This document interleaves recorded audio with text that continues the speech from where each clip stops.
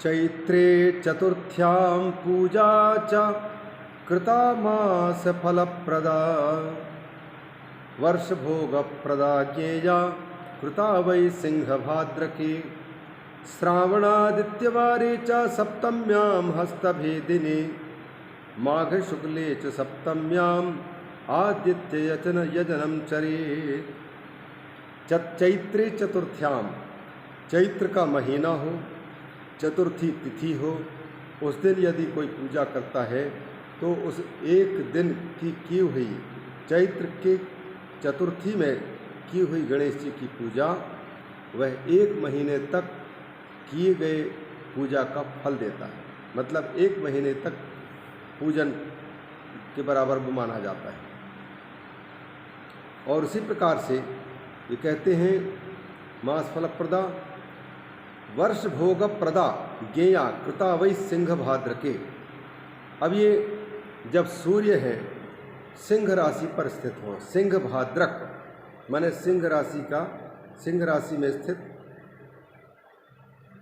सूर्य हो और उस समय भाद्र मास चल रहा हो, भाद्र मास की वो चतुर्थी हो, तो उस दिन गणेश जी की पूजा यदि की जाती है तो वह वर्ष भोग प्रदा ज्ञेया, साल भर पूजा करने का फल दे जाते हैं वो पूजा।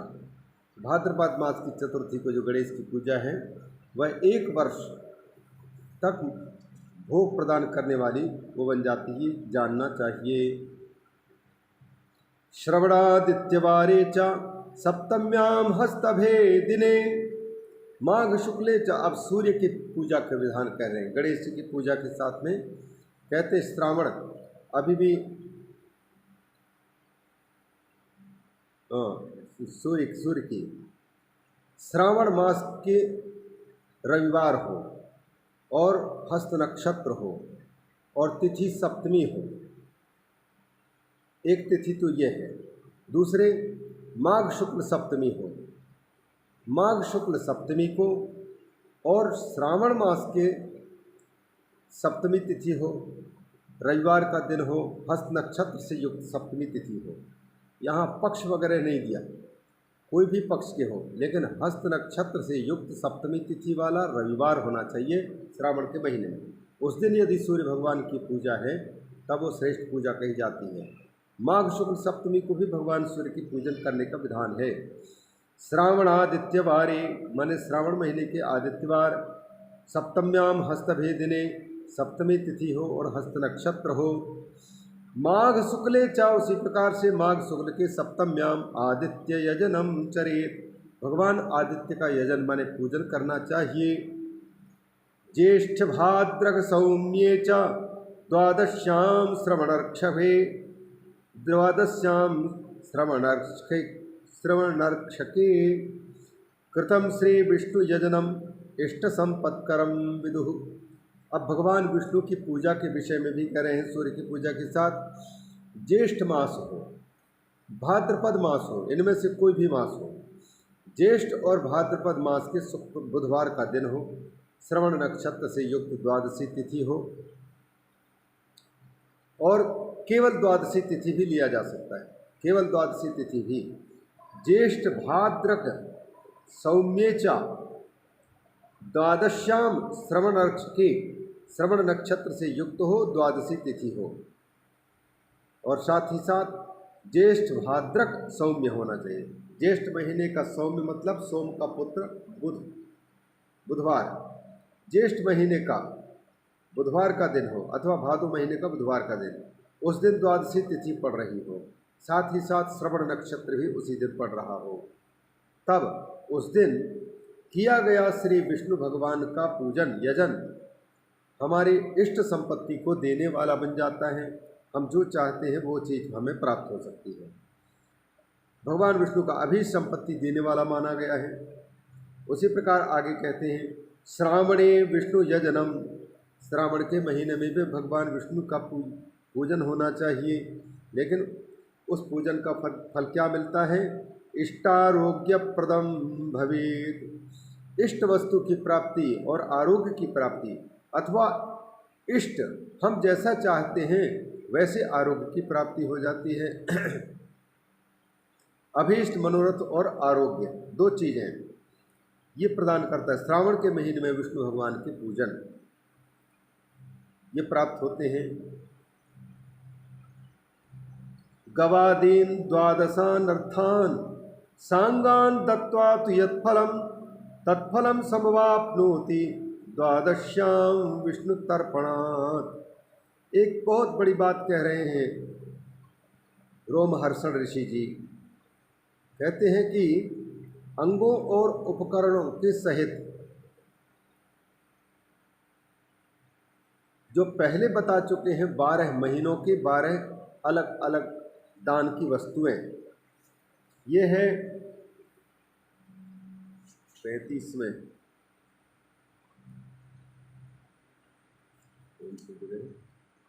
गवादी, ये 14वें अध्याय में 14वें अध्याय के 43-44, 14वां अध्याय 43-44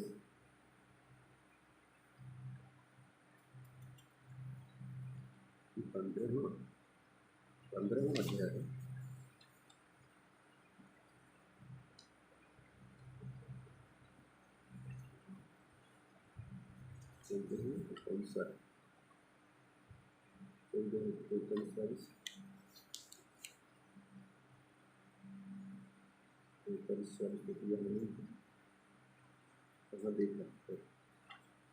पंद्रहवां हाँ 15वें अध्याय की 43, हाँ यहाँ भी नहीं देखा, हाँ ये है 15वें अध्याय के 43। 12 महीनों के चैत्र वैशाख शुक्ल ज्येष्ठ आषाढ़, चैत्र वैशाख ज्येष्ठ आषाढ़ श्रावण भादव कुमार कार्तिक अघन पूष माघ फाग, ये 12 महीने। इन 12 महीनों में ये अलग अलग वस्तुओं के दान का महात्म्य है। गोदान चैत्र माह में, भूमि दान, फिर तिल दान, ये महीनों के क्रमशः दान है। गो, गाय, भूमि, तिल, हिरण्य माने सोना, आज्य माने घी, वासह वस्त्र, धान्य, गुड़, रौप्य माने चांदी, नमक, कूष्मांड और कन्या, इनके दान का फल बहुत बड़ा माना गया है। हर महीने में इन अलग अलग चैत्र से लेकर के फाग तक इन वस्तुओं को क्रमशः एक एक महीने में दान होता है, श्रेष्ठ माना गया है। तो इन 12 महीनों में इन 12 वस्तुओं का दान करने से जो फल मिलता है वही फल यहाँ कहते हैं गवादीन द्वादशान अर्थान सांगान दत्वा तु यत्फलम तत्फलम समवाप्नोति द्वादश्याम विष्णु तर्पणात्। द्वादशी तिथि को भगवान विष्णु की पूजा करने से वही फल प्राप्त हो जाता है जो साल भर प्रत्येक महीने में अलग अलग वस्तुओं का दान करने से मिलता है। अंग उपकरणों के सहित जो गाय आदि है 12 वस्तुएं, उनके दान करने से जिस फल की प्राप्ति, उसी फल की प्राप्ति द्वादशी तिथि में आराधना के द्वारा भगवान विष्णु को तृप्त करने से प्राप्त हो जाता है। विष्णु तर्पणात्। द्वादश्याम द्वादशान विप्रान विष्णुर्द्वादश नामतः। द्वादशी तिथि को 12 ब्राह्मणों को बुलाओ और विष्णुर भगवान विष्णु के 12 नामों के द्वारा और 16 उपचारों के द्वारा यजे तत्प्रीतिमाप्नुयात्, उनके द्वारा भगवान की पूजा भी कराए, फिर उनको दक्षिणा दे। 12 ब्राह्मणों को बुला करके द्वादशी तिथि को भगवान विष्णु के 12 नाम, 12 नामकई ही, और 12 ब्राह्मणों का 16 उपचार के द्वारा पूजन करना। 12 ब्रह्म यजनम, 16 ही उपचार ही, तो 16 उपचारों से 12 ब्राह्मणों की पूजा की जाती है, सम्मान किया जाता है, वह उसकी प्रसन्नता प्राप्त कर लेता है, भगवान की प्रसन्नता मिलती है। एवं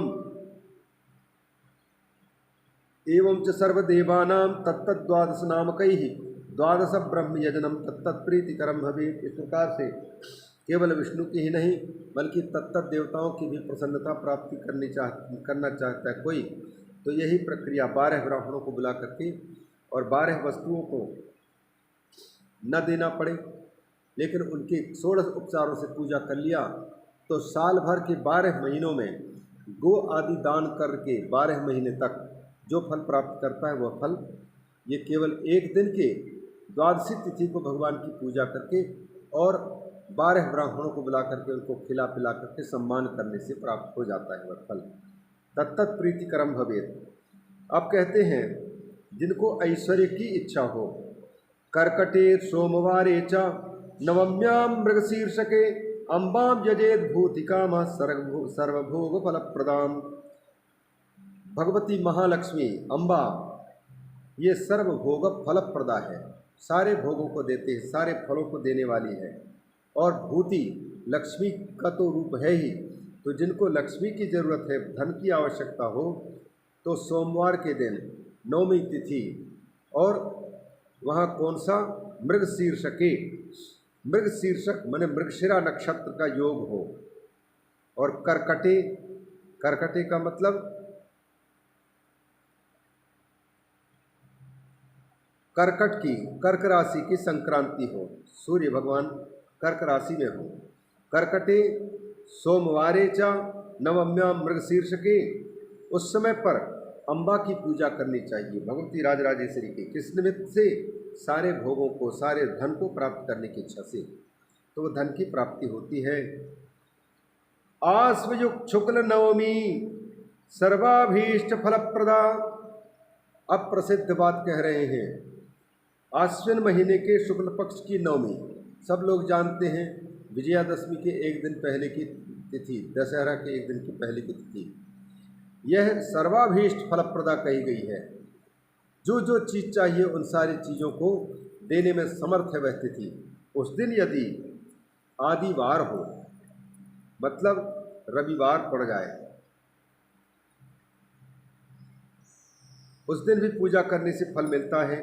आदिवारे चतुर्दश्याम कृष्ण पक्षे विशेषता, और कृष्ण पक्ष की चतुर्दशी कहीं पड़ गई और उस दिन रविवार भी पड़ जा रहा हो, तो चतुर्दशी और रविवार का योग हो उसी महीने के, आश्विन महीने के कृष्ण पक्ष की चतुर्दशी को, तो फिर उस दिन का महत्व बढ़ जाता है। आर्द्रायाम च महार्द्रायाम शिव पूजा विशिष्यति। उसके साथ ही यदि आर्द्रा और महार्द्रा माने सूर्य संक्रांति से युक्त आर्द्रा, आर्द्रा नक्षत्र को ही सूर्य संक्रांति भी हो किसी राशि में, तो उस अवसर पर यदि कोई शिव पूजा करता है तो शिव पूजा विशिष्यति, वह श्रेष्ठ पूजा में बदल जाती है, विशेष महत्व माना गया है। माघ कृष्ण चतुर्दश्याम सर्वाभीष्ट फलप्रदा। माघ कृष्ण के चतुर्दशी को शिव जी की पूजा ये बहुत संपूर्ण फलों को देने वाली कही गई है। आयुष्करी मृत्युहरा सर्वसिद्धिकरा सर्वसिद्धिकरी नृणाम। ज्येष्ठ मासे महार्द्रायाम, यह पूजा जो है माघ कृष्ण चतुर्दशी को जो सारे अभीष्टों की प्राप्ति कराने वाली है, यह आयु भी देने वाली, मृत्यु को हरने वाली, सारी सिद्धियों को देने वाली है। और आगे कहते हैं ज्येष्ठ के महीने की बात, ज्येष्ठ मासे महार्द्रायाम, ज्येष्ठ मास हो और उस समय चतुर्दशी तिथि हो और वहाँ भी महार्द्रा का योग हो, मतलब सूर्य किसी राशि पर संक्रांत हो रहे हों, किसी राशि की संक्रांति हो चतुर्दशी तिथि को, तब और मार्गशीर्ष अथवा ये मार्गशीर्ष का महीना हो, उसमें किसी भी तिथि को यदि आर्द्रा नक्षत्र पड़ जाए, मार्गशीर्षार्द्रकायां वा षोडशैः उपचारकैः तत्तन्मूर्ति शिवम पूज्य तस्य वै पाद दर्शनम। 16 उपचारों से भगवान की मूर्ति, शिव की मूर्ति की पूजा करके और भगवान का साक्षात दर्शन पा सकता है, पाद दर्शनम। शिवस्य यजनम ज्ञेयम भोग मोक्ष प्रदम नृणाम। जिसने भी भगवान शंकर की पूजा की है वो शंकर के भक्त सब के सब बड़े धनाढ्य हैं। कुबेर को मिल गया, निधिपतित्व, रावण को मिल गया सोने की लंका।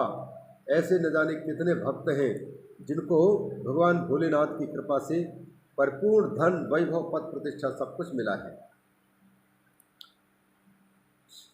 शंभु कहते हैं नित्यम ददाति सुमुखीम प्रददाति शंभु, लक्ष्मीम ददाति सुमुखीम, प्रसन्न चित्त लक्ष्मी का प्रदान करते हैं भगवान शंकर। तो ये शंकर भगवान की पूजा का महत्व है। शीर्ष मृग शीर्ष का तत्तर मूर्ति शिवम पूज्य तस्वै पाद दर्शनम शिवस्य पूजनम ज्ञेयम भोग मोक्ष प्रदाम। जो व्यक्ति भोग चाहता है, सुख सुविधा चाहता है, उसको भोगों की प्राप्ति होती है शंकर भगवान की पूजा से।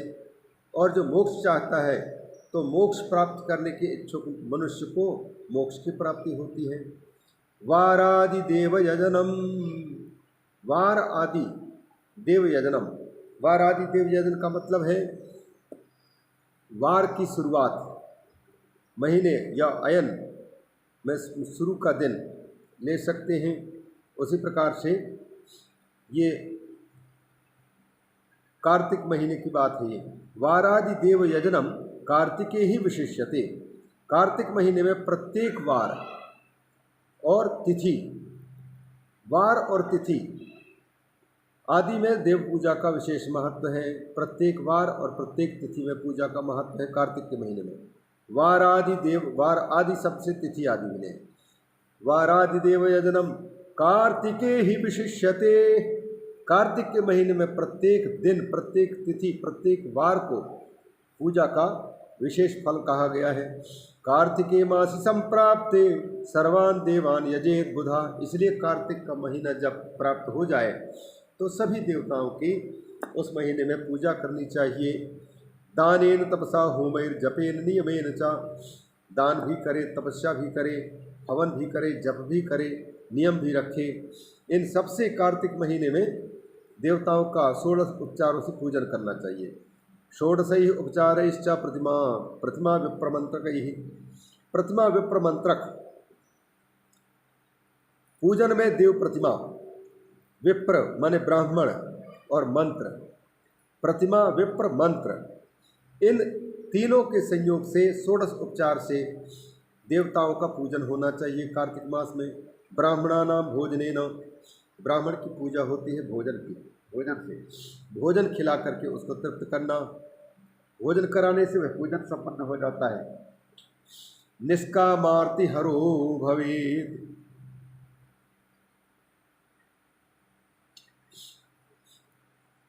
पूजक यदि कोई कामना लेकर के यजन पूजन करता है तो उसकी कामना की पूर्ति होती है। निष्काम यदि करता है, कामनाओं को छोड़कर करता है, तो फिर उसको मुक्ति की प्राप्ति और ज्ञान की प्राप्ति होती है। षोडशैः उपचारैश्च प्रतिमा विप्रमंत्रकैः ब्राह्मणानां भोजनेन निष्कामार्ति हरो भवेत्। निष्काम पूजा समस्त आरतियों को, दुखों को हरने वाला, कामनाओं को त्याग कर पीड़ा रहे तो देवाराधन में तत्पर रहना चाहिए। कार्तिके देव यजनम सर्वभोग प्रदम भवेत्। कार्तिक के महीने में देवताओं की पूजा सब प्रकार के भोग सामग्रियों को देता है, पूजा देती है। व्याधीनाम हरणम चैव भवेत् भूत ग्रह क्षयः। जितने व्याधियां हैं, रोग, उन रोगों को कार्तिक के महीने में देव पूजन से दूर हो जाते हैं रोग। और भवेद भूत ग्रह क्षयः, कोई ग्रह लग गया हो, ग्रह पीड़ा हो, तो वह ग्रह पीड़ा भी, ग्रह व्याधि भी नष्ट हो जाता है। अथवा भूत प्रेत ग्रह आदि किसी को लग गए हों तो वो भी समाप्त हो जाते हैं। कार्तिकादित्य वारेषु, अब कार्तिक के महीने में, महीना जब तक रहेगा तो कम से कम 4 रविवार तो आएंगे ही आएंगे। तो जब भी रविवार आए कार्तिक के महीने में, कार्तिक आदित्यवार, नृणाम आदित्य पूजनात्, उस दिन आदित्य की पूजा करनी चाहिए। रविवार को रवि देवता की पूजा करनी चाहिए। और क्या क्या, तैल कार्पास दानात्, तेल का दान, कपास का दान, इनके दान करने से, और आदित्य भगवान के रविवारों में पूजा भी की है, उससे क्या मिलता है? भवेत कुष्ठादि संक्षया, बड़ा से बड़ा कोढ़ रोग भी समाप्त हो जाता है। भवेत कुष्ठादि संक्षयः।